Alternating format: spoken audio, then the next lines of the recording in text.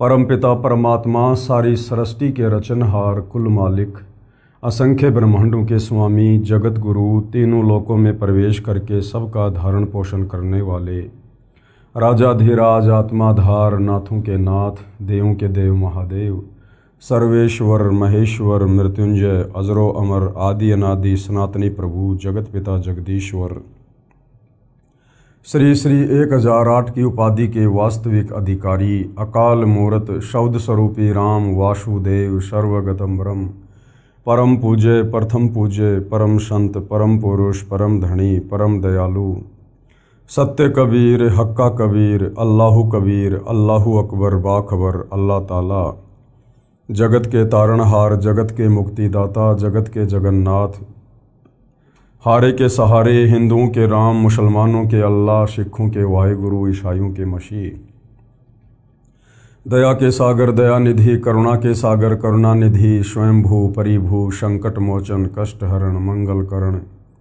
दुख भंजन अविगत कबीर निर्विकार निर्विषम परमात्मा अलय अलेख सतगुरु आदि अनादि सतगुरु असली मर्यादा पुरुषोत्तम असली राम असली कृष्ण असली घनश्याम असली मुरारी राजाओं के राजा महाराजाओं के महाराजा शहंशाहों के शहंशाह सम्राटों के सम्राट भगवानों के भगवान अल्लाहों के अल्लाह प्रभुओं के प्रभु मसीहों के मसीह सच्चे वाहिगुरु बाबाओं के बाबा पीरों के पीर सेठों के सेठ जगत सेठ सावड़सा सेठ सर्वगुण संपन्न अनंत कोटि कलाओं के स्वामी अनंत कोटि ब्रह्मांडों के नायक योगियों में महायोगी ध्यानियों में महाध्यानी सिद्धों में परम सिद्ध ज्ञानियों में तत्व ज्ञानी ब्रह्म ज्ञानी महाज्ञानी परम ज्ञानी सर्वश्रेष्ठ ज्ञानी विज्ञानी युवा कबीर समर्थ कबीर असमवात अमित ओजा सच्चे रहनुमा करीम अल्लाह सुभान अल्लाह दुनिया के अंतिम पैगंबर 8 सितंबर 1951 से गांव धनाना जिला सोनीपत हरियाणा भारतवर्ष की पावन भूमि पे प्रकट रियल कल्कि भगवान श्री नारायण साकार हरि श्री बाबा साहेब नूर अनंत परमात्मा सच्चे दरवेश सच्चे बाखबर संत शिरोमणि सतगुरु रामपाल जी परमेश्वर जी के चरण कमल में आप और हम सभी भाई बहनों का अनंत कोटि दंडवत प्रणाम। सत्साई भाई और बहनों, बहुत बड़ी दया बहुत बड़ी मेहर पूज्य गुरुदेव भगवान की परमेश्वर रामपाल जी की, जिनके शुभ आशीर्वाद से विशेष आशीर्वाद से उन्हीं के सत्संगों के संग्रह के ऊपर बन चुकी पवित्र आध्यात्मिक पुस्तक कबीर बड़ा या कृष्ण, इस पर वीडियो बनाने की श्रृंखला जारी है। इसी श्रृंखला में आज हमारा ये 16वें नंबर का वीडियो है। भाई और बहनों, इस पवित्र पुस्तक कबीर बड़ा या कृष्ण में विशेषकर हिंदू धर्म के चारों वेद पवित्र गीता जी और 18 पुराणों का ज्ञान समाहित है। यदि आप वास्तव में मोक्ष प्राप्ति चाहते हैं, परमात्मा प्राप्ति चाहते हैं, इस काल लोक के दुखों से मुक्ति चाहते हैं, जन्म और मरण से सदा सदा के लिए यदि आप पीछा छुड़वाना चाहते हैं, तो ये पवित्र पुस्तक कबीर बड़ा या कृष्ण, इसको पढ़ना आपके लिए नितांत आवश्यक है। ये पुस्तक आपके जीवन की दिशा और दशा दोनों को बदल देगी। जिस परमेश्वर की प्राप्ति के लिए सतयुग त्रेता और द्वापर तक हमारे साधु संत महात्मा ऋषिजन और वर्तमान में भी परमात्मा चाहने वाली आत्माएं मंदिर में मस्जिद में चर्च में गुरुद्वारों में पर्वतों पर न जाने कहाँ कहाँ भटक रही हैं, परंतु परमात्मा का नामो निशान बताने वाला भी कोई उनको नहीं मिल रहा है। जबकि उस एक परमपिता परमेश्वर के विषय में जिसने सर्व की उत्पत्ति की है, सारे ब्रह्मांडों को रचा है, उनकी जानकारी हमारे ही पवित्र सदग्रंथों में विद्यमान है। लेकिन तत्व ज्ञान के अभाव में हमारे नादान धर्मगुरु हमें नहीं बता पा रहे हैं। वो सारा का सारा भेद, वो सारा का सारा रहस्य जो आज से पहले एक पहेली बना हुआ था, अब सतगुरु रामपाल जी परमेश्वर जी ने इन्हीं सदग्रंथों को खोल खोल के दिखा दिखा के उसको पहली कक्षा का कायदा बना दिया है। आज बच्चे बच्चे की जुबान पर है कि परमात्मा कौन है, परमात्मा कैसा है, परमात्मा कहाँ रहता है और परमात्मा कैसे मिलता है। तो भाई और बहनों, आप इस पवित्र पुस्तक को अवश्य पढ़िए और उसके बाद सतगुरु रामपाल जी से उपदेश प्राप्त करके अपनी आत्मा का कल्याण करवाएं। तो इस पवित्र पुस्तक पर हमारे जो वीडियो बनाने की श्रृंखला जारी है, उस श्रृंखला में जो विषय चल रहा है वो है जनता की अदालत में प्रश्नोत्तरी। यानी जनता की अदालत में जज खुद जनता है। मुकदमा है कबीर बड़ा या कृष्ण। एक तरफ श्री कृष्ण और विष्णु जी के वकील के रूप में सर्व हिंदू धर्म गुरु खड़े हैं, आचार्य शंकराचार्य खड़े हैं, तो दूसरी तरफ कबीर जी की ओर से कबीर जी के वकील परम पूज्य सतगुरु रामपाल जी खड़े हैं। और श्री कृष्ण और विष्णु जी के वकील साहिबानों यानी हिंदू धर्मगुरुओं का कहना है कि श्री कृष्ण उर्फ विष्णु ही सर्व सृष्टि रचनहार हैं, यही सबके पालन करता हैं, सबके जनक हैं, सबके संहार करता हैं, और ये अजरो अमर हैं, अविनाशी हैं, इनके कोई माता पिता नहीं है। जबकि कबीर जी के वकील सतगुरु रामपाल जी ने भरी अदालत में जनता के सामने उन्हें हिंदू धर्म ग्रंथों को दिखा दिखा कर ये साबित कर दिया, प्रमाणित कर दिया पवित्र गीता जी से और श्री देवी महापुराण से, शिव महापुराण से, कि ब्रह्मा विष्णु महेश ये तीनों भाई हैं और ये तीनों जन्मते और मरते हैं। इनके माता पिता हैं, इनकी माता का नाम दुर्गा है, इनके पिता का नाम काल ब्रह्म है।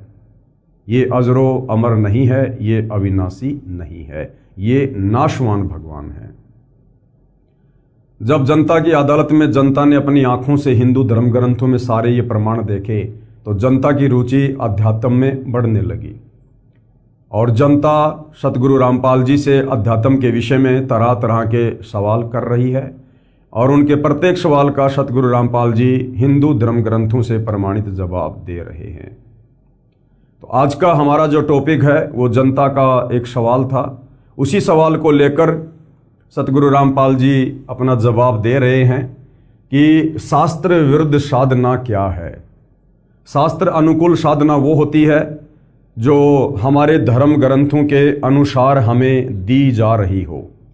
जैसे चारों वेदों में, पवित्र गीता जी में, 18 पुराणों में किस परमेश्वर की भक्ति करने के लिए कहा गया है, कौन परमेश्वर सर्वशक्तिमान है, सर्वश्रेष्ठ है, पुरुषोत्तम है, कौन सा वो मंत्र है जिसका जाप करने से हमें भौतिक लाभ भी मिलेंगे, आध्यात्मिक लाभ भी मिलेंगे और आत्मा का कल्याण भी होगा। और शास्त्र विरुद्ध साधना वो है जो चारों वेद और गीता जी के विपरीत ये हमारे नादान धर्म गुरु हमसे करवा रहे हैं और मनमुखी मंत्रों का जाप करवा रहे हैं। तो उसी शास्त्र विरुद्ध साधना पर प्रकाश डालते हुए आगे सतगुरु रामपाल जी समझा रहे हैं। अन्य शास्त्र विरुद्ध भक्ति पर प्रकाश। परमात्मा कबीर जी का शब्द पाखंड पूजा को लेकर, रे भोली सी दुनिया सतगुरु बिन कैसे सरिया, रे भोली सी दुनिया सतगुरु बिन कैसे सरिया। सतगुरु बिन कैसे सरिया यानी बिना सतगुरु के तेरी पार कैसे बसाएगी, तेरा काम कैसे बनेगा मोक्ष वाला। भाई अपने लला के बाल उतरावे देख कैंची ना लग जइया, अपने लला के बाल उतरावे कह कैंची ना लग जइया। एक बकरी का बच्चा लेके उसका गला कटैया, रे भोली सी दुनिया सतगुरु बिन कैसे सरिया, रे भोली सी दुनिया सतगुरु बिन कैसे सरिया। भाई काचा पाका भोजन बना के माता धोकने गैया, काचा पाका भोजन बना के माता धोकने गैया। इस मूर्ति पे कुत्ता मुत वो क्यों ना मर गैया, रे भोली सी दुनिया सतगुरु बिन कैसे सरिया, रे भोली सी दुनिया सतगुरु बिन कैसे सरिया। भाई जीवित बाप से लट्ठम लट्ठा मुवे गंग पहुँचैया, जीवित बाप से लट्ठम लट्ठा मुवे गंग पहुँचैया। जब आवे आसोज का महीना वो कौआ बाप बनैया, रे भोली सी दुनिया सतगुरु बिन कैसे सरियार भोली सी दुनिया, सतगुरु बिन कैसे सरिया। भाई पीपल पूजै जांडी पूजै सिर तुलसा कै होइया, पीपल पूजै जांडी पूजै सिर तुलसा के होइया।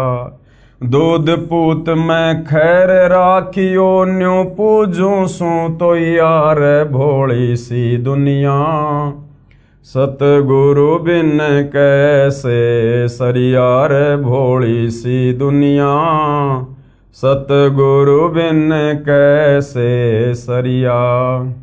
भाई आपे लीपे आपे पोते आप बनावे होइया, आपे लीपे आपे पोते आप बनावे होइया।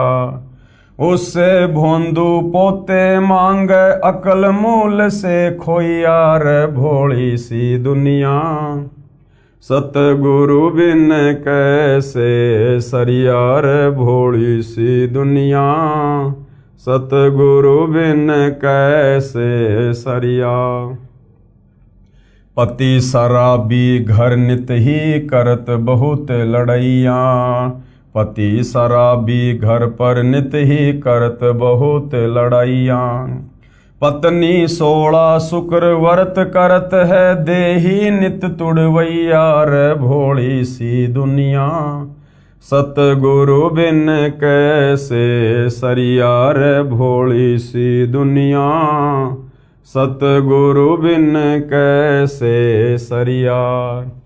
तज पाखंड सतनाम लोलावे सोई भव सागर से तरिया, तज पाखंड सतनाम लोलावे सोई भव सागर से तरिया। कहें कबीर मिले गुरुपुरा शो परिवार उधरिया रे भोली सी दुनिया, सतगुरु बिन कैसे सरिया रे भोली सी दुनिया, सतगुरु बिन कैसे सरिया। अब आगे पूज्य गुरुदेव परमेश्वर रामपाल जी ने प्रत्येक वाणी का सरलार्थ करके समझाया है कि इन नादान धर्म गुरुओं ने किस प्रकार से समाज में शास्त्र विरुद्ध साधना के चलते पाखंड फैला रखा है। शब्दार्थ, परमेश्वर कबीर जी ने अंधश्रद्धा भक्ति करने वाले तत्व ज्ञानहीन जनता जनों को उनके द्वारा की जा रही शास्त्र विरुद्ध साधना यानी उपासना को तर्क करके लाभ रहित यानी व्यर्थ सिद्ध किया है और कहा है, हे भोली जनता, गुरु के बिना आपका कोई भी आध्यात्मिक कार्य नहीं सरेगा यानी सिद्ध नहीं होगा। और वाणी संख्या 1 में परमेश्वर जी ने क्या बताया, भाई अपने लला के बाल उतरावे कह कैची ना लग जइया, अपने लला के बाल उतरावे कह कैची ना लग जइया। एक बकरी का बच्चा लेके उसका गला कटैया रे भोली सी दुनिया, सतगुरु बिन कैसे सरिया रे भोली सी दुनिया, सतगुरु बिन कैसे सरिया। शास्त्र विधि त्याग कर मनमाना आचरण करने के लिए अज्ञानी गुरुओं द्वारा भ्रमित अंध श्रद्धालु माता अपने नवजात बच्चे को लेकर अपने इष्ट देव देवी के मंदिर में जाती है। आन उपासकों द्वारा बनाए शास्त्र विरुद्ध विधान अनुसार नवजात शिशु के सिर के प्रथम बार वाले बाल उतरवाती यानी कटवाती है। उन बालों को मंदिर में अपने इष्ट पर चढ़ाती है। ये मान रखा है कि इससे इष्ट देव या देवी प्रसन्न होते हैं तथा बच्चे की सदा रक्षा करते हैं। बाल काटने के लिए मंदिर में मेले के समय उपस्थित नाई के पास बाल कटवाने वालों की लाइन लगी होती है। नाई जल्दी जल्दी निपटाने के मकसद से तेजी से कैंची चलाता है। किसी किसी बच्चे को कैंची लग जाती है, बच्चा रोता है। अपने बच्चे के बाल कटवाने की बारी आते ही माता नाई को सतर्क करती है कि हे भाई नाई, ध्यान से कैंची चलाना, मेरे लला यानी बालक बेटे का कच्चा सिर है, कहीं कैंची ना लग जाए। बच्चे के कटे हुए बालों को कपड़े में बांधकर मंदिर में चढ़ा देती है। पुजारी उसको खोलकर एक खाली कट्टे में डालता रहता है और मेला समाप्त होने के बाद उन बालों को दूर कचरे के ढेर में डाल देता है। बाल मंदिर में चढ़ाने के पश्चात इष्ट को बकरे की बलि दी जाती है, जो पहले से ही अपने होने वाले बच्चे की खैर यानी रक्षा के लिए संकल्प की गई होती है। कबीर परमेश्वर जी ने इस विषय में सटीक तर्क देते हुए कहा कि हे अंधश्रद्धावान, कुछ तो विवेक कर। अपने बच्चे को तो कैंची लगने से भी बचाती है, उसकी रक्षा यानी उसकी खैर के लिए बकरी के बच्चे की गर्दन कटवाते समय कुछ भी दया नहीं आई।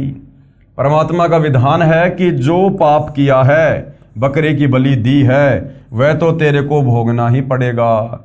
वह पत्थर की देवी या देव कुछ भी मदद ना तेरी ना तेरे बच्चे की कर सकती है, जो आपको भ्रम है। मासा घटे न तिल बदे, विधाता लिखे जो लेख, साचा सतगुरु मेट कर ऊपर मार दे मेख। परमपिता परमेश्वर कबीर साहिब जी ने कर्मों के अनुसार जिस आत्मा का जैसा भी प्रारब्ध बना दिया है, उसमें एक तिल के दाने जितनी ना तो बढ़ोतरी हो सकती है और ना ही राई के दाने के जितना कुछ जो है वो कम हो सकता है। कुछ नहीं कर सकते ना ब्रह्मा विष्णु महेश, ना दुर्गा, ना काल, ना अन्य कोई देवी देवता। चेंज हो सकता है कब? जब वही कबीर परमात्मा जिसने वो प्रारब्ध बनाया है, जिसने वो भाग्य लिखा है, जब वही कबीर परमेश्वर धरती पर तत्वदर्शी संत के रूप में प्रकट होते हैं और यदि उनके ज्ञान को समझकर हम उनकी शरण में जाकर मर्यादा में रहकर भक्ति करते हैं, तो हमारे भाग्य में लिखी मौत को भी वो परमेश्वर टाल देगा, क्योंकि वो सर्वशक्तिमान है, वो समर्थ है।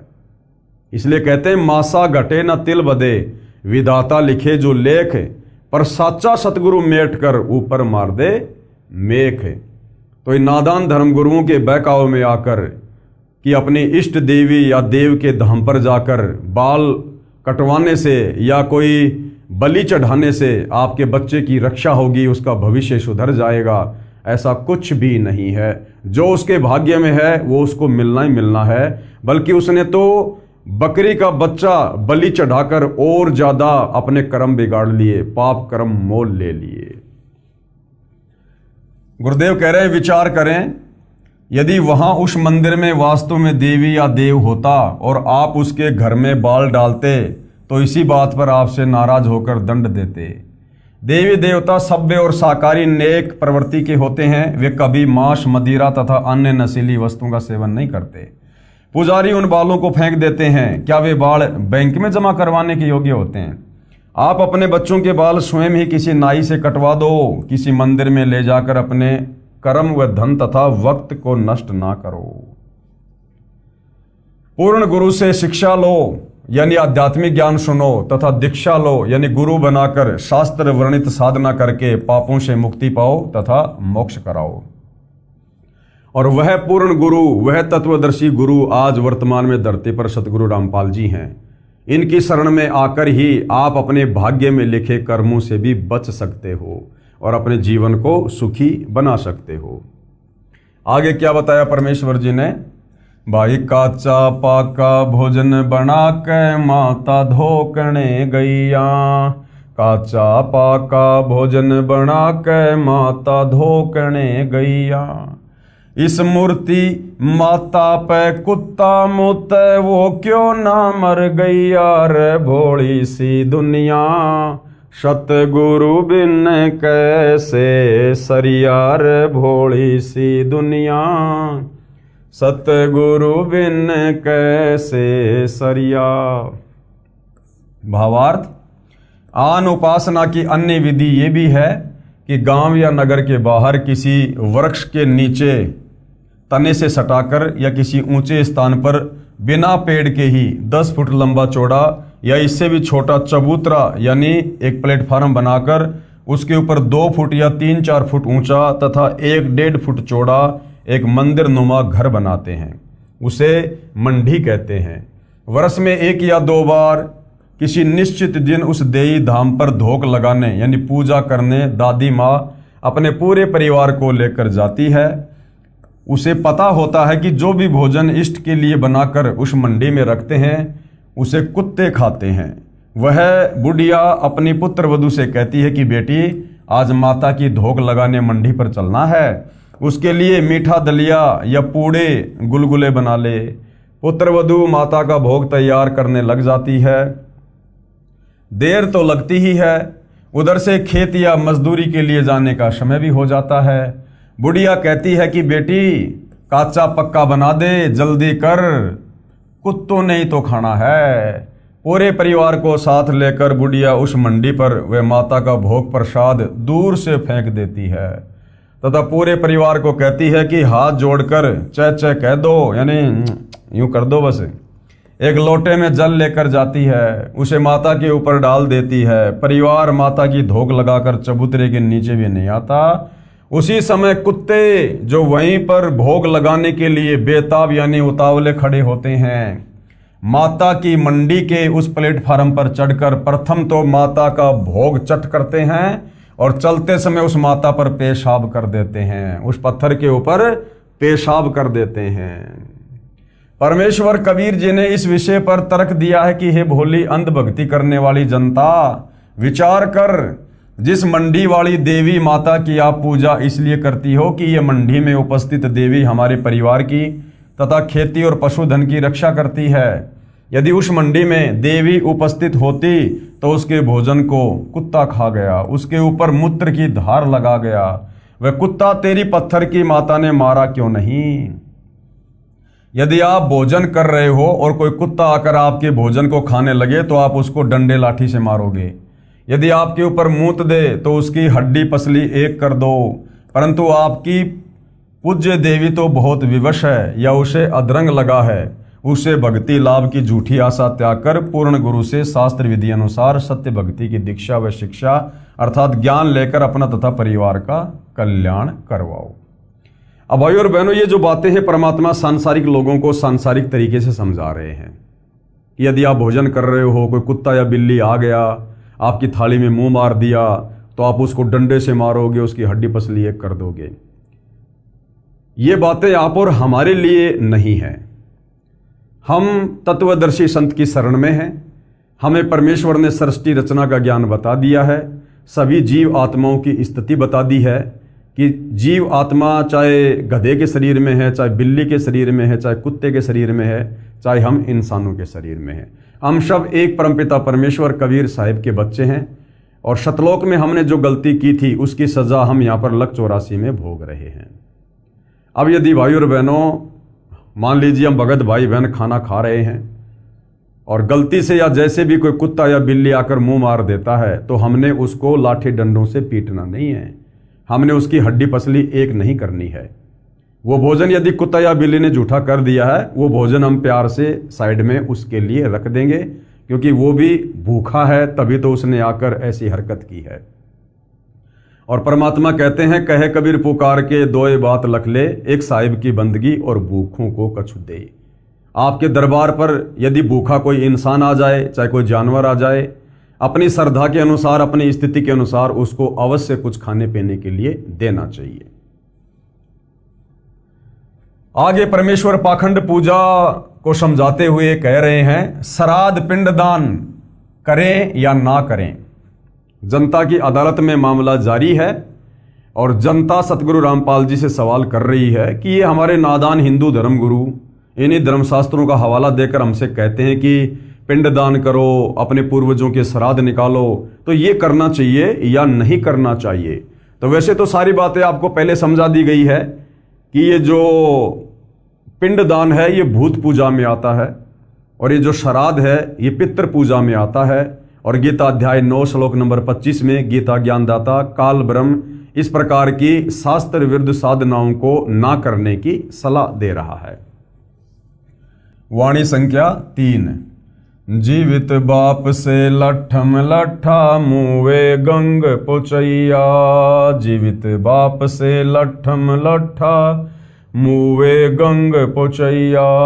जब आवे आशोज का महीना वो कौआ बाप बनैया। रे भोली सी दुनिया सतगुरु बिन कैसे सरिया रे भोली सी दुनिया, सतगुरु बिन कैसे सरिया।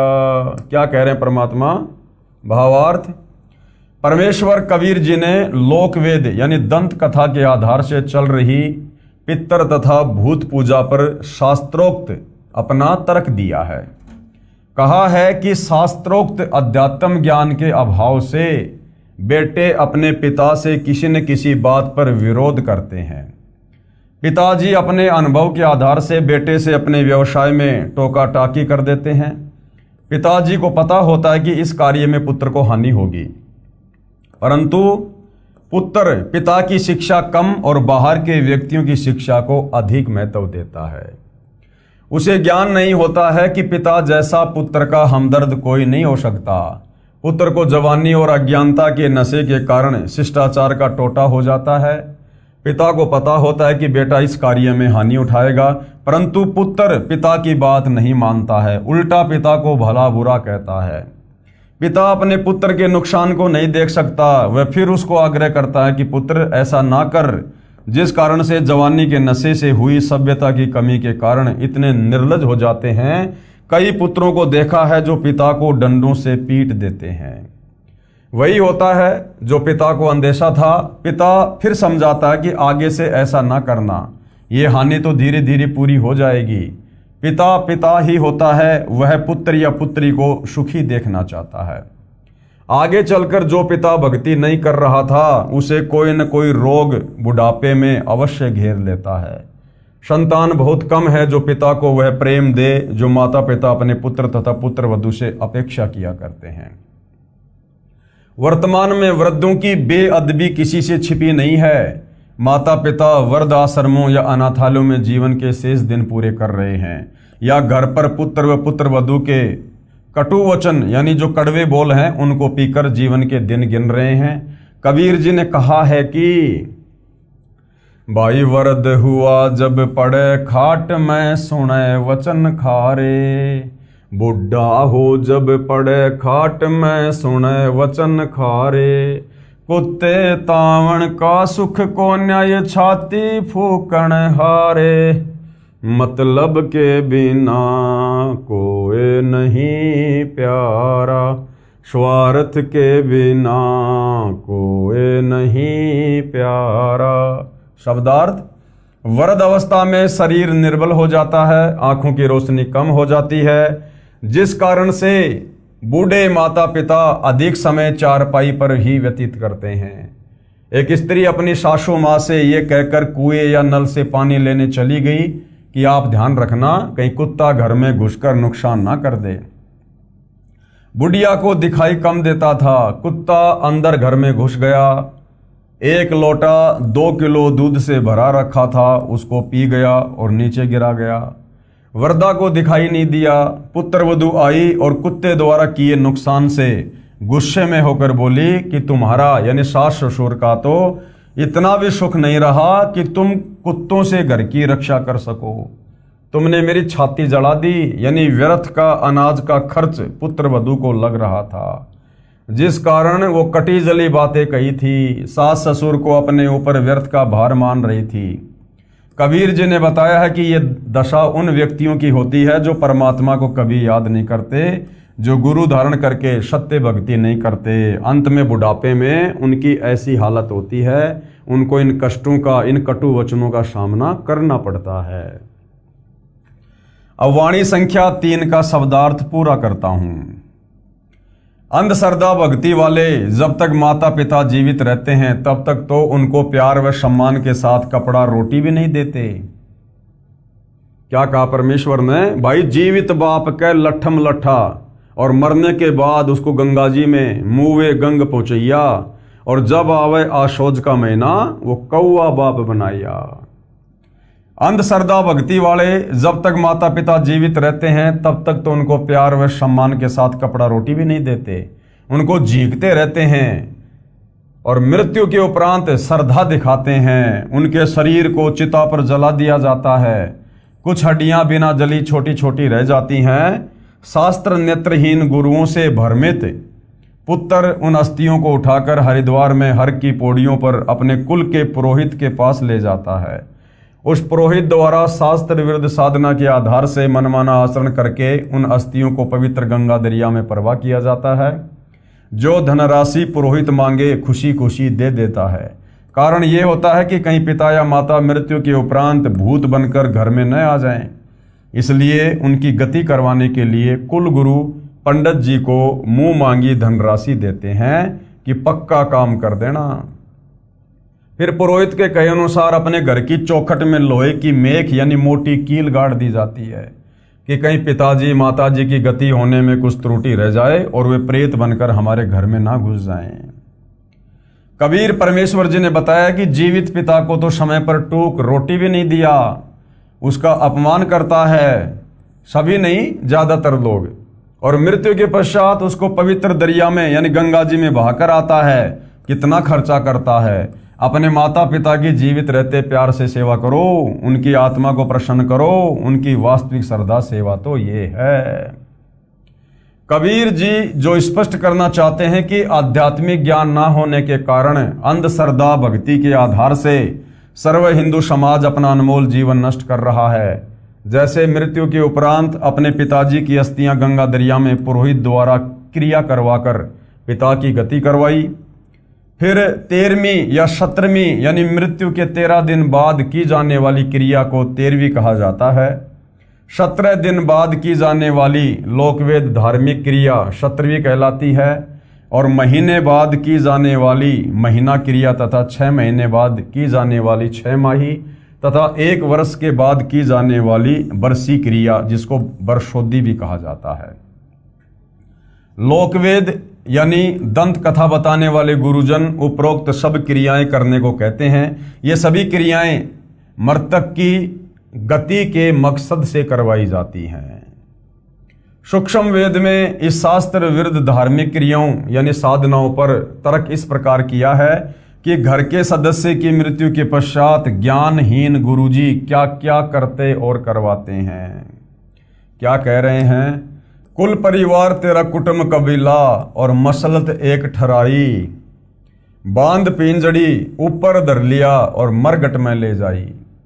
अग्नि लगा दिया जद लंबा फूंक दिया उस ठाही, पुराण उठा फिर पंडित आए और पीछे गरुड़ पढ़ाई। प्रेत शिला पर जा विराजे पितरों पिंड भराई, और बहुर श्राद्ध खाने को आए काग भये कलमाही।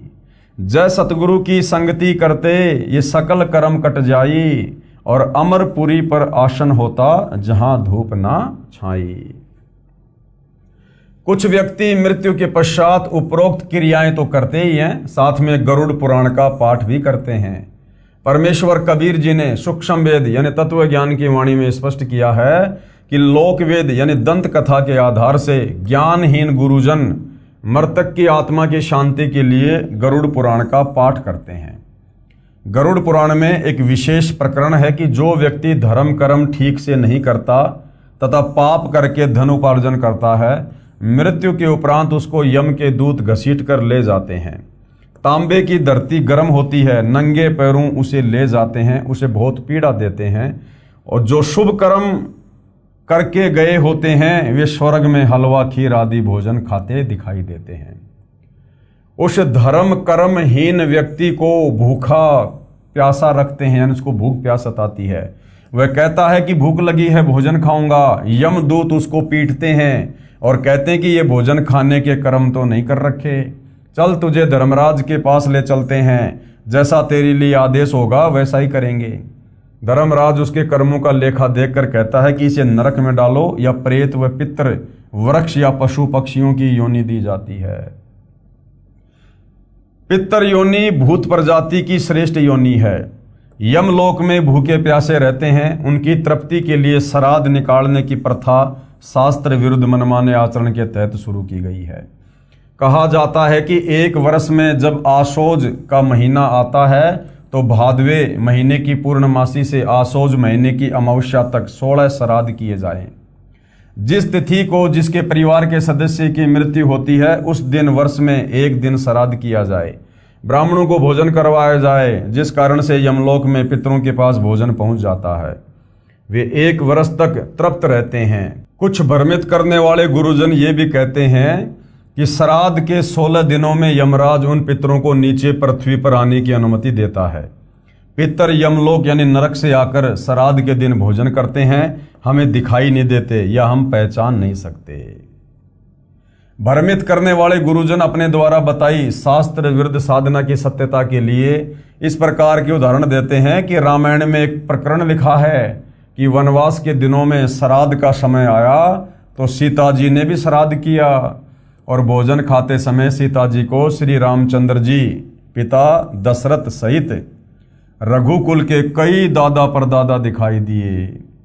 उन्हें देखकर सीता जी को शर्म आई, इसलिए मुख पर पर्दा यानी घूंघट कर लिया।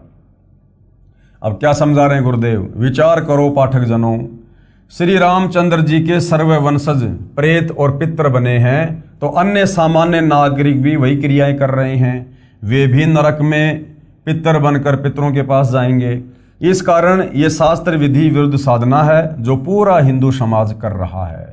श्रीमद् भगवद गीता के अध्याय 9 का श्लोक 25 भी यही कहता है कि जो पितर पूजा यानी श्राद्ध आदि करते हैं वे मोक्ष प्राप्त नहीं कर पाते, वे यमलोक में अपने पितरों को प्राप्त होते हैं। जो भूत पूजा अस्थियां उठाकर पुरोहित द्वारा पूजा कराकर गंगा में बहाना 13वीं 17वीं महीना 6 माही वर्षी आदि आदि करते हैं, वे प्रेत बनकर गया स्थान पर प्रेत शिला पर बैठे होते हैं। कुछ व्यक्तियों को धर्मराज जी कर्म अनुसार पशु पक्षी वृक्ष आदि के शरीरों में भेज देता है। परमात्मा कबीर जी समझाना चाहते हैं कि हे भोले प्राणी, गरुड़ पुराण का पाठ उसे मृत्यु से पहले सुनाना चाहिए था ताकि वह परमात्मा के विधान को समझकर पाप कर्मों से बचता, पूर्ण गुरु से दीक्षा लेकर अपना मोक्ष करता, जिस कारण से वह न प्रेत बनता, न पितर बनता, न पशु पक्षी आदि आदि के शरीरों में कष्ट उठाता और मृत्यु के पश्चात गरुड़ पुराण के पाठ का कोई लाभ नहीं मिलता। अब मरने के बाद में गरुड़ की कथा करने से क्या फायदा भाई? जो व्यक्ति मर गया उसने जैसे धर्म कर्म किए, जैसी पाखंड पूजा की, वो तो उसकी गठरी बांध कर ले गया। अब उसे तो धर्मराज नरक में डालेगा या लक 84 में डालेगा, वो तो आगे की प्रोसीजर है। अब पीछे से हम उसके 12वीं में 13वीं में उसके जितने भी दिन करते हैं उन दिनों में हम गरुड़ की कथा कर रहे हैं, गरुड़ का पाठ सुना रहे हैं उसकी मुक्ति के लिए। अब उस गरुड़ पाठ की कथा से मुक्ति का कोई संबंध नहीं है किसी भी प्रकार का। जो कर्म उसने किए थे वो अपने कर्मों की गठरी लेकर ऊपर जा चुका है, तो ये भी एक पाखंड पूजा है। सूक्ष्म वेद तत्व ज्ञान में तथा चारों वेदों ऋग्वेद, यजुर्वेद, सामवेद तथा अर्थर्वेद तथा इन चारों वेदों के सारांश गीता में स्पष्ट किया है कि उपरोक्त आन उपासना नहीं करनी चाहिए, क्योंकि ये शास्त्रों में वर्णित ना होने से मनमाना आचरण है, जो गीता अध्याय 16 श्लोक 23-24 में व्यर्थ बताया है। शास्त्रोक्त साधना करने का आदेश दिया है। सर्व हिंदू समाज उपरोक्त आन उपासना करते हैं जिससे भक्ति की सफलता नहीं होती, जिस कारण से नरकगामी होते हैं तथा प्रेत पितर पशु पक्षी आदि के शरीरों में मां कष्ट उठाते हैं। अब कबीर जी के वकील सतगुरु रामपाल जी जनता की अदालत में क्या कह रहे हैं? कबीर जी के वकील यानी लेखक का उद्देश्य किसी की साधना की आलोचना करना नहीं है। कोई ये सोचे भाई सतगुरु रामपाल जी हमारे श्राद्ध निकालने वाली, 12वीं करने वाली, 13वीं करने वाली, ये गरुड़ पुराण वाली इन साधनाओं की निंदा कर रहे हैं, ऐसा कुछ भी नहीं है। अपितु आप जी को सत्य साधना का ज्ञान करवाकर इन कष्टों से बचाना है। प्रसंग चल रहा है कि जो शास्त्र विरुद्ध साधना करते हैं उनके साथ महा धोखा हो रहा है। बताया है कि मृतक की गति यानी मोक्ष के लिए पहले तो अस्थियां उठाकर गुरुजी के द्वारा पूजा करवाकर गंगा दरिया में प्रवाहित की और बताया गया कि इसकी गति हो गई।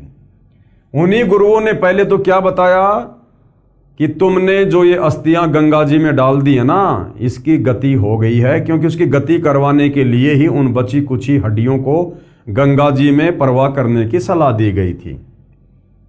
फिर उसके बाद क्या कहते हैं? उसके पश्चात 13वीं 17वीं महीना 6 माही बरसी आदि आदि क्रियाएं उसकी गति करवाने के लिए करवाई। ठीक है, उसके बाद पिंडदान किया, वो भी गति करवाने के लिए।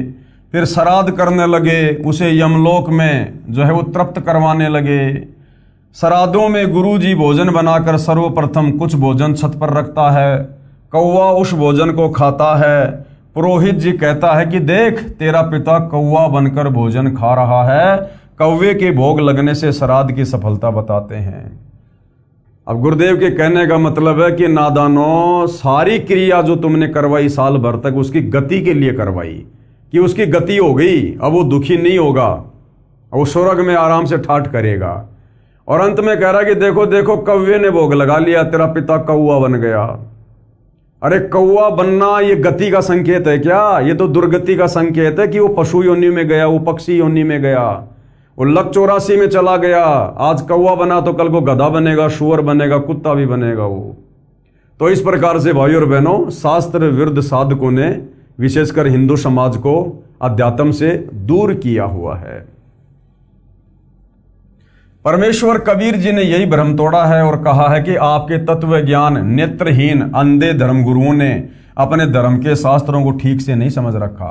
आप जी को लोकवेद यानी दंत कथा के आधार से मनमानी साधना करवाकर आप जी का जीवन नष्ट कर रहे हैं। कबीर जी ने कहा है कि विचार करो, उपरोक्त अनेक पूजाएं कराई मृतक पिता की गति कराने के लिए और अंत में कौवा बनाकर दम लिया। अब श्राद्धों का आनंद गुरुजी ले रहे हैं, वे गुरुजी भी नरक तथा पशु पक्षियों की योनियों को प्राप्त होंगे। ये दास रामपाल दास यानी अपने लिए कह रहे हैं गुरुदेव कि परमात्मा कबीर जी द्वारा बताए तत्व ज्ञान द्वारा समझाकर सत्य साधना शास्त्र विधि अनुसार बताकर आप तथा आपके अज्ञानी धर्मगुरुओं का कल्याण करवाने के लिए ये परमार्थ कर रहा है। मेरे अनुयायी इसी दलदल में फंसे हुए थे। इसी तत्व ज्ञान को समझकर शास्त्रों में वर्णित सत्य साधना को अपनी आंखों देखकर अकर्तव्य साधना त्याग कर कर्तव्य शास्त्रोक्त साधना करके अपना तथा परिवार के जीवन को धन्य बना रहे हैं। ये दान देते हैं, फिर इन पुस्तकों को छपवा कर आप तक पहुंचाने के लिए पुस्तक बांटने की सेवा निस्वार्थ निःशुल्क करते हैं। ये आपके हितैषी हैं, परंतु आप पुस्तक को ठीक से ना पढ़कर इनका विरोध करते हैं, प्रचार में बाधा डालकर महापाप के भागी बनते हैं। आप पुस्तकों को पढ़िए तथा शांत मन से विचार करें तथा पुस्तकों में दिए शास्त्रों के अध्याय तथा श्लोकों का मेल करें, फिर गलत मिले तो हमें सूचित करें, आपकी शंका का समाधान किया जाएगा। श्राद्ध आदि आदि शास्त्र विरुद्ध क्रियाएं झूठे गुरुओं के कहने से करके अपना जीवन नष्ट करते हैं। यदि सतगुरु यानी तत्वदर्शी संत का सत्संग सुनते, उनकी संगति करते तो सर्व पाप नष्ट हो जाते। जय सतगुरु की संगत करते तेरे सकल कर्म कट जाई और अमरपुरी पर डेरा होता जहां धूप ना छाई। उनकी संगति करते तो सर्व पाप कर्म नष्ट हो जाते। सत्य साधना करके अमरलोक यानी गीता अध्याय 18 श्लोक 62 में कहे शाश्वत स्थान यानी सनातन परम धाम में आप जी का आसन यानी स्थायी ठिकाना होता जहाँ कोई कष्ट नहीं। वहाँ पर परम शांति है क्योंकि वहाँ पर कभी जन्म मृत्यु नहीं होता। गीता अध्याय 15 श्लोक 4 में भी इस सनातन परम धाम को प्राप्त करने को कहा है। उसके लिए गीता अध्याय 4 श्लोक 34 में तत्वदर्शी संतों से शास्त्रोक्त ज्ञान व साधना प्राप्त करने को कहा है। वह तत्वदर्शी संत वर्तमान यानी 21वीं सदी में ये दास रामपाल दास है। आओ और अपना कल्याण कराओ। यानी गुरुदेव भगवान कह रहे हैं कि वर्तमान में इस पूरी पृथ्वी पर यदि कोई शास्त्र अनुकूल साधना देने वाला गीता अध्याय 4 श्लोक नंबर 34 के अनुसार तत्वदर्शी संत है तो स्वयं के लिए संकेत कर रहे हैं, जो कि परम सत्य है, परम सत्य। और तत्वदर्शी संत की भूमिका खुद कबीर परमेश्वर यानी परम अक्षर ब्रह्म ही पृथ्वी पर प्रकट होकर निभाते हैं। भूत पूजा तथा पितृ पूजा क्या है, ये आप जी ने ऊपर पहले पढ़ लिया है। इन पूजाओं का निषेध का प्रमाण पवित्र गीता शास्त्र के अध्याय 9 श्लोक 25 में लिखा है, जो आप जी को पहले वर्णन कर दिया है कि भूत पूजा करने वाले भूत बनकर भूतों के समय में मृत्यु उपरांत चले जाएंगे और पितृ पूजा करने वाले वो पितृलोक में पितृयोनि प्राप्त करके पितरों के पास चले जाएंगे। मोक्ष प्राप्त प्राणी सदा के लिए जन्म मरण से मुक्त हो जाता है। और भाई इन घटिया साधनाओं से जो हमारे ये ज्ञानहीन अज्ञानी धर्मगुरु समाज में दे रहे हैं, इस प्रकार की शास्त्र विरुद्ध साधना से कभी भी जन्म मरण का रोग समाप्त नहीं हो सकता। उसके लिए वही सतगुरु रामपाल जी यानी तत्वदर्शी संत की शरण में आकर आपने भक्ति करनी पड़ेगी। प्रेत यानी भूत पूजा तथा पितर पूजा उस परमेश्वर की पूजा नहीं है, इसलिए गीता शास्त्र अनुसार व्यर्थ है। वेदों में भूत पूजा व पितर पूजा यानी श्राद्ध आदि कर्मकांड को मूर्खों का कार्य बताया है। पवित्र मार्कंडे पुराण में इसका प्रमाण है। हमने पहले भी ये रुचि ऋषि की कथा पढ़ी थी, फिर से पढ़ेंगे। श्राद्ध पिंडदान के प्रति रुचि ऋषि का वेद मत। मार्कंडे पुराण में रोचे ऋषि के जन्म की कथा आती है। एक रुचि ऋषि था, वह ब्रह्मचर्य का पालन करते हुए वेदों अनुसार साधना करता था, विवाह नहीं करवाया था। रुचि ऋषि के पिता, दादा, परदादा तथा तीसरे दादा सब पितर यानी भूत योनि में भूखे प्यासे भटक रहे थे। जिस समय रुचि ऋषि की आयु 40 वर्ष थी, तब उन चारों ने रुचि ऋषि को दर्शन दिए तथा कहा कि बेटा, आपने विवाह क्यों नहीं किया? विवाह करके हमारे श्राद्ध करना। रुचि ऋषि ने कहा कि हे पितामहों, वेद में इस श्राद्ध पिंडोतक आदि कर्मों को अविद्या कहा है, यानी मूर्खों का कार्य कहा है। रुचि ऋषि ने कहा कि हे मेरे पूर्वजों, ये श्राद्ध वगैरह निकालना, पिंडदान करना, वेदों में इसको अविद्या यानी मूर्खों का कार्य कहा है, मूर्खों का कार्य। फिर आप मुझे इस कार्य को करने को क्यों कह रहे हो? उन पितरों ने भी माना और कहा कि यह बात सत्य है कि श्राद्ध आदि कर्म को वेदों में अविद्या अर्थात मूर्खों का कार्य ही कहा है।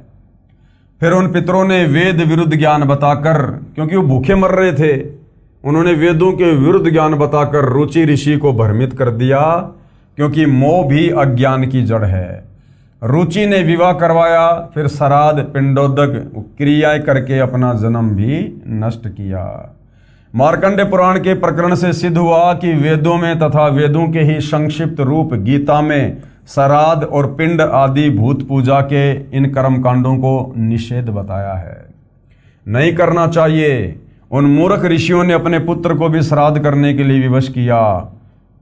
उसने विवाह कराया, उससे रोचे ऋषि का जन्म हुआ और बेटा भी पाप का भागी बना लिया। रुचि ऋषि भी ब्राह्मण थे, उन्होंने वेदों को कुछ ठीक से समझा था। अपनी आत्मा के कल्याणार्थ शास्त्र विरुद्ध सर्व मनमाना आचरण त्याग कर शास्त्रोक्त केवल एक ब्रह्म की भक्ति कर रहा था। जो उसके पिता तथा उसके पहले 3 दादाजी शास्त्र विधि त्याग कर यही कर्म कांड करते और करवाते थे, जिसका परिणाम गीता अध्याय 9 श्लोक 25 वाला ही होना था कि पितर पूजने वाले पितरों को प्राप्त होंगे, और वही हुआ। अब वर्तमान की शिक्षित जनता को अंधश्रद्धा भक्ति त्याग कर विवेक से काम लेकर गीता अध्याय 16 श्लोक 24 में कहे आदेश का पालन करना चाहिए। और गीता अध्याय 16 श्लोक 24 में क्या बताया है कि अर्जुन, कर्तव्य और अकर्तव्य की स्थिति में, कर्तव्य यानी कौन से भक्ति कर्म करने चाहिए और अकर्तव्य यानी कौन से भक्ति कर्म नहीं करने चाहिए, केवल शास्त्र ही प्रमाण है। यानी वेदों में और गीता जी में और 5वें वेद सूक्ष्म वेद में परमेश्वर की प्राप्ति की जो विधि है, मोक्ष प्राप्ति की जो साधना है, केवल वही करनी चाहिए। शास्त्रों के बताए अनुसार ही भक्ति साधना करनी चाहिए। और चारों वेद ये सनातनी ग्रंथ हैं, पूरे विश्व के मानव समाज के लिए हैं। चारों वेदों का सार पवित्र गीता जी है, और पवित्र गीता जी साफ साफ कह रही है अध्याय 4 श्लोक नंबर 34 कि सबसे पहले तो तत्वदर्शी संत की खोज करो। यानी बिना पूर्ण गुरु के, बिना सतगुरु के भक्ति शुरू नहीं होती है। सतगुरु भी पूर्ण होना चाहिए। आजकल गांव-गांव, नगर-नगर में लोग सतगुरु की उपाधि लेकर बैठे हुए हैं, जो सत्य के निकट भी नहीं है। तो गीता अध्याय 4 श्लोक 34 में जिस तत्वदर्शी संत का वर्णन है, सबसे पहले उसकी खोज करो। और उसकी पहचान गीता अध्याय 15 श्लोक नंबर 1 से 4 में बताई है, जो उल्टे लटके हुए संसार रूपी वृक्ष के सभी विभागों को वेद विद बता दे कि वास्तव में सर्वशक्तिमान परमात्मा कौन है, ब्रह्मा विष्णु महेश की क्या स्थिति है, उसके बाद उस तत्वदर्शी संत से उपदेश प्राप्त करके और उसके बताए अनुसार नियमों में रहकर भक्ति करने से आत्मा का कल्याण होगा। अब वर्तमान की शिक्षित जनता को अंधश्रद्धा भक्ति त्याग कर विवेक से काम लेकर गीता अध्याय 16 श्लोक 24 में कहे आदेश का पालन करना चाहिए, जिसमें कहा है कि इससे तेरे लिए अर्जुन शास्त्र ही प्रमाण है।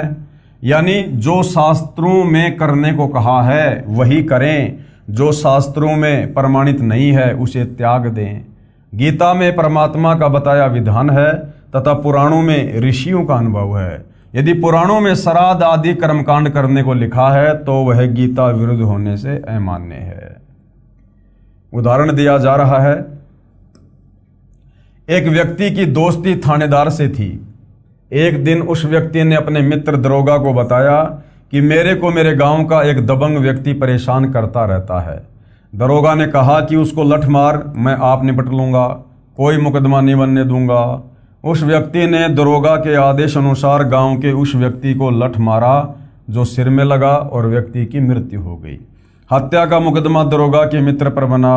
उस क्षेत्र के थाने का प्रभारी होने के कारण उसी दरोगा मित्र ने मुकदमा बनाया और हत्या के कारण उसको मृत्यु दंड दिया।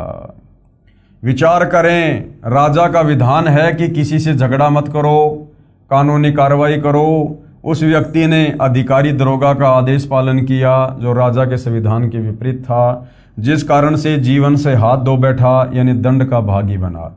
इसी प्रकार ऋषियों या इन पितरों का श्राद्ध करने, पिंडदान आदि करने को कहने का आदेश परमात्मा के शास्त्रोक्त विधान के विरुद्ध है। उसका पालन करने से परमात्मा का विधान भंग होने के कारण मोक्ष के स्थान पर भूत पितर पशु पक्षियों के शरीर धारण करके अनेकों कष्ट उठाते हैं। कहने का मतलब है जो सत्य साधना चारों वेदों में है और चारों वेदों का सार है पवित्र गीता जी, तो पवित्र गीता जी हमें जिस भक्ति साधना को करने की सलाह दे रही है, हमने उसी आधार से भक्ति साधना करनी चाहिए। बाकी ये श्राद्ध निकालना, ये पिंड भरना, 12वीं करना, 13वीं करना, समाधि पूजना, हड्डियों को गंगा जी में डाल के आना, ये जितने भी प्रकार के ये कर्मकांड हैं, ये सब के सब हमारे इन ऋषियों के अपने मनमुखी भक्ति कार्य हैं। यानी इन पुराणों में जो भी कुछ वेदों के विरुद्ध है या गीता जी के विरुद्ध है, उसको हमने बिल्कुल भी स्वीकार नहीं करना है, क्योंकि चारों वेद और गीता जी ये परमात्मा का विधान है और ये जितने भी 18 पुराण है ये इन ऋषि महात्माओं का अपना भक्ति अनुभव है। तो पुराणों का जो ज्ञान है, जो ऋषियों का अनुभव है, यदि वो वेदों वाली साधना से मिलता है, गीता वाली साधना से मिलता है, तो वो बातें हमें स्वीकार्य हैं। और पुराणों में कही गई बातें जो गीता और वेदों के विरुद्ध हैं, उनको हमने कतई स्वीकार नहीं करना है, अन्यथा हम परमात्मा का विधान तोड़कर दंड के भागी बनेंगे। मार्कंडे पुराण में पितरों की दुर्गति का प्रमाण। जिंदा महात्मा अर्थात परमेश्वर ने धर्मदास जी से कहा, आज से 650 साल पहले जब कबीर परमेश्वर बनारस के काशी में लहरतारा तालाब पर कमल के विकसित फूल पर प्रकट हुए और लीला करते हुए बड़े हुए, आगे चलकर उन्होंने एक अच्छी आत्मा आदरणीय धर्मदास जी को अपनी शरण में लिया और धर्मदास जी को परमेश्वर ने काफ़ी कुछ ज्ञान समझाया। जब परमात्मा प्रथम बार आदरणीय धर्मदास जी को मिले तो एक जिंदा महात्मा के रूप में मिले थे। जिंदा महात्मा अर्थात परमेश्वर ने धर्मदास जी से कहा कि हे धर्मदास जी, आपने बताया कि आप भूत पूजा 13वीं 17वीं आदि भी करते हैं तथा अस्थियां उठाकर गति कराते हो और पितृ पूजा श्राद्ध आदि करना, पिंड भराना तथा देवताओं विष्णु शिव आदि की पूजा भी करते हो, जबकि गीता अध्याय 9 श्लोक 25 में गीता ज्ञानदाता ने मना किया है। संक्षिप्त मार्कंडे पुराण में माल दशा वाले प्रकरण में पेज नंबर 90 पर लिखा है, जो पितर देवलोक में हैं, जो तिर्यक योनि में पड़े हैं, जो मनुष्य योनि में एवं भूत वर्ग में अर्थात प्रेत बने हैं, वे पुण्यात्मा हो या पापात्मा, जब भूख प्यास विकल होते हैं, यानी जब वो भूख प्यास से वो तड़पते हैं, तो पिंड दान तथा जलदान द्वारा उनको तृप्त किया जाता है। पेश है मार्कंडे पुराण से संबंधित प्रकरण की फोटोकॉपी। ये देखिएगा, ये संक्षिप्त मार्कंडे पुराण है। विचार करें शास्त्र विधि त्याग कर मनमाना आचरण अर्थात मनमानी पूजा, देवों की और पितरों की, भूतों की पूजा करके प्राणी पितर व भूत प्रेत बने। यानी ये श्राद्ध निकाल कर, पिंडदान करके, देवी देवताओं की पूजा करके ये दुर्गति होती है। वे देवलोक, जो देवताओं की पूजा करके देवलोक में चले गए, वे अपने पुण्यों के समाप्त होने पर पितर रूप में रहते हैं, चाहे यमलोक में या प्रेत बने हैं, सर्व कष्ट में जीवन व्यतीत कर रहे हैं। अब जो उनकी पूजा करेगा वह भी इसी कष्टमयी योनि को प्राप्त होगा। इसलिए सर्व मानव समाज को शास्त्र विधि अनुसार साधना करनी चाहिए, जिससे उन पितरों की पितर योनि छूट जाएगी तथा साधक भी पूर्ण मोक्ष प्राप्त करेगा। अब भाइयों और बहनों, जो संतुष्टि आप अपने उन पूर्वजों की इन तत्व ज्ञानहीन नादान धर्म गुरुओं के कहने पर शास्त्र विरुद्ध साधना करके, जैसे श्राद्ध निकालना, पिंड भरना, 13वीं 12वीं समाधि पूजना आदि आदि करके भी नहीं कर सकते, अब बड़ी आसानी से जगत गुरु तत्वदर्शी सतगुरु रामपाल जी की शरण में आकर जो शत भक्ति उन्होंने हमें दी है, उस शत भक्ति को शुरू करके आप जी कर सकते हैं। यानी जब हम तत्वदर्शी संत से तत्व ज्ञान लेकर और शास्त्र अनुकूल साधना करना शुरू कर देते हैं, तो उस भक्ति का इतना बड़ा तेज है, उसका प्रताप है कि हमारे जो पूर्वज, हमारी जो पिछली 7 पीढ़ियां हैं, उन 7 पीढ़ियों तक के हमारे पूर्वज जो शास्त्र विरुद्ध साधना करने के चलते आज वर्तमान में उन भूत और उन प्रेत योनियों में कष्ट उठा रहे हैं, भूख प्यास से तड़प रहे हैं, या अन्य लक 84 योनियों में अपना कर्म भोग रहे हैं। अब यदि आप तत्वदर्शी संत सतगुरु रामपाल जी से उपदेश प्राप्त करके शास्त्र अनुकूल साधना शुरू कर देते हैं, तो उनकी वो तमाम योनियां छूट जाएंगी और उन्हें परमेश्वर मनुष्य जन्म प्रदान करेंगे, मनुष्य जन्म। और मनुष्य जन्म में परमेश्वर फिर उनको अपनी शरण में लेंगे और उनको भी परमात्मा शास्त्र अनुकूल साधना पर लगा देंगे। तो भाई और बहनों, अपने पूर्वजों को उन कष्टों से मुक्त करवाने का और अपनी आत्मा का आत्म कल्याण करवाने का कितना सीधा और कितना सरल शास्त्र अनुकूल समाधान सतगुरु रामपाल जी ने बता दिया है।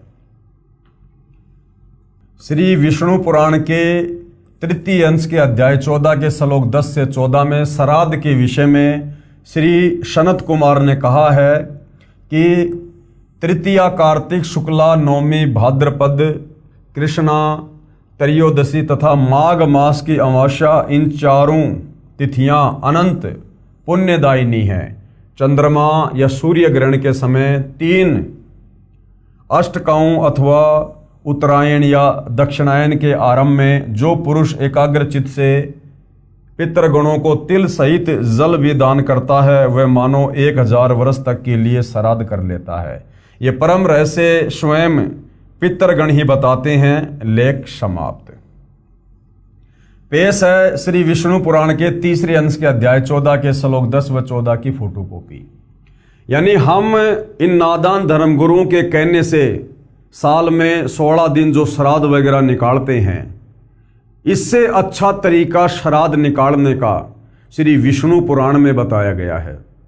हालांकि तत्वदर्शी संत की शरण में आने के बाद हमने विष्णु पुराण के अनुसार इस विधि को भी अमल में नहीं लाना है, क्योंकि जो शास्त्र अनुकूल साधना हम तत्वदर्शी संत से लेकर शुरू कर देंगे, हमारे साधना करने से ऑटोमेटिक परमेश्वर के विधान अनुसार हमारी पिछली 7 पीढ़ियों तक के जितने भी पूर्वज हैं, वो किसी भी योनि में है, प्रेत योनि में या पितृ योनि में या पशु पक्षी योनि में, वो ऑटोमेटिक परमेश्वर की रजा से हम जो वर्तमान में शास्त्र अनुकूल साधना शुरू कर देंगे, उनकी वो तमाम योनियां छूट जाएंगी और परमेश्वर उनको मनुष्य शरीर प्रदान करते हैं। ये परमेश्वर उन लोगों को समझा रहे हैं जो लोग घटिया से घटिया साधना इन नादान धर्म गुरुओं के कहने पर कर रहे हैं, जो विष्णु पुराण के भी विपरीत है। लेकिन तत्वदर्शी संत के साधनों ने किसी प्रकार की कोई श्राद्ध पूजा ना मार्कंडे पुराण के अनुसार करनी है और ना ही श्री विष्णु पुराण के अनुसार करनी है। हमने केवल वही और उतनी साधना करनी है जितनी साधना करने के लिए पूज्य गुरुदेव सतगुरु रामपाल जी हमें निर्देशित करते हैं। तो भाइयों और बहनों, श्री विष्णु पुराण के अंदर जो भी कुछ श्राद्ध के विषय में लिखा हुआ है उसके ऊपर हम अगले वीडियो में विशेष तौर पर जिक्र करेंगे, हम चर्चा करेंगे। और भी बहुत कुछ लिखा हुआ है इन श्राद्ध के दिनों में कौन कौन से जानवरों का मांस पकाना चाहिए। श्री विष्णु पुराण में श्राद्ध के समय यदि गाय का मांस बनाकर अगर उन पितरों को भोग लगाया जाए तो पितरगण बहुत ज़्यादा तृप्त होते हैं, ऐसा भी लिखा हुआ है।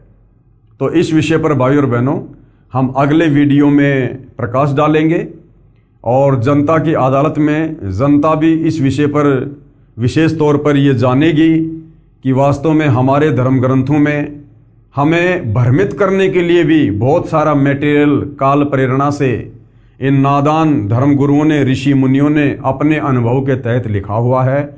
और जो शास्त्र अनुकूल साधना है वो भी हमारे ही सदग्रंथों में वर्णित है।